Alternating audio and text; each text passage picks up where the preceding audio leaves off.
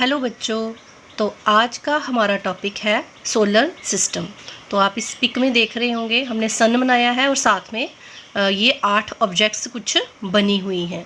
इनको हम बोलते हैं प्लैनेट्स। इनकी अपनी कोई लाइट नहीं होती और ये सूरज के चारों तरफ चक्कर लगाते रहते हैं। यहाँ पर आपको सन दिखाया गया है और 8 बॉल शेप में हमने प्लैनेट्स दिखाने की कोशिश की गई है। तो हमारी अर्थ यानी कि जो हमारी पृथ्वी है वो भी एक प्लैनेट है। तो इस वीडियो में दिखाया गया है कि जो प्लैनेट है वो सूरज के आसपास चक्कर किस तरह से लगाते हैं। तो ये पूरा सूरज का एक चक्कर लगाते हैं और अपनी ही ऑर्बिट में रहते हैं। जिस लाइन पे ये घूम रहे हैं उसको हम बोलते हैं ऑर्बिट।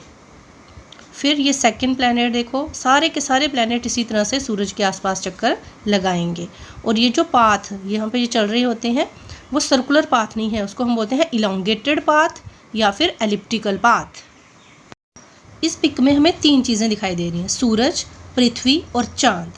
तो पृथ्वी अपने आसपास भी चक्कर लगा रही है, अपने इर्द गिर्द भी घूम रही है, जिसको हम रोटेशन बोलते हैं। तो what is rotation? It is the spinning of earth on its axis. और सूरज के आसपास भी घूम रही है, जिसको हम रिवोल्यूशन बोलते हैं।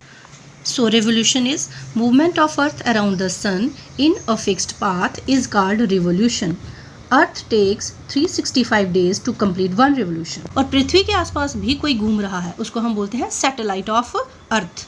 वो है हमारा मून यानी कि चंद्रमा। तो सैटेलाइट क्या है? ए heavenly body that revolve around a planet is called a satellite. तो अभी हम बाकी प्लैनेट्स के बारे में भी पढ़ेंगे। तो हमने पढ़ा कि हमारे पास टोटल 8 प्लैनेट्स हैं। तो जो सबसे पास है सूरज के उसका नाम है मरकरी, उसके बाद आता है Venus, earth, Mars, Jupiter, Saturn, Uranus and Neptune.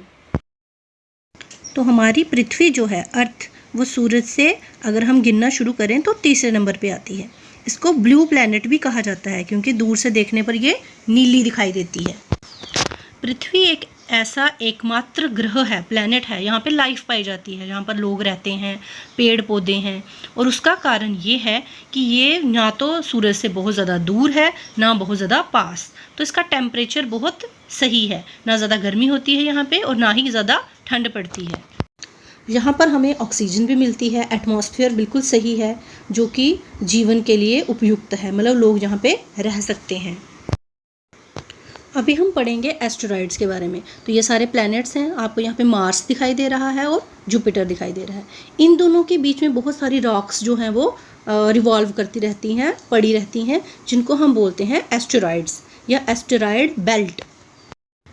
तो यहाँ हमें एस्टेरॉइड दिखाया है। एस्टेरॉइड का एक छोटा सा टुकड़ा अगर टूटता है तो उसको हम बोलते हैं मीटियोराइड। मीटियोराइड जब जैसे ही कभी कभी हमारे एटमॉस्फेयर में आ जाते हैं और वो जलने लगते हैं, आग लग जाती है उनको, तो उनको हम बोलते हैं मीटियोर। और यही मीटियोर जब ज़मीन पे गिरता है जलकर तो उसको हम बोलते हैं मीटियोराइट।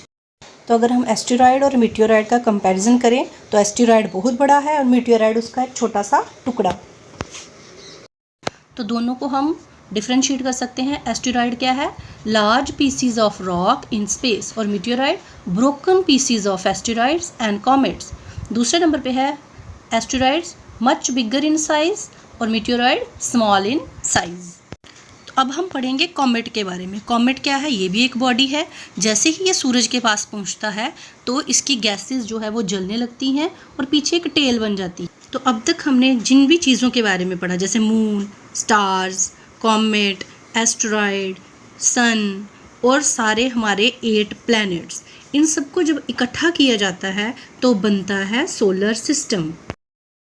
तो सोलर सिस्टम के बारे में हम कह सकते हैं it is the family of sun. It consists of sun, 8 planets and other heavenly bodies that orbits around sun. और third, sun is the head of this system.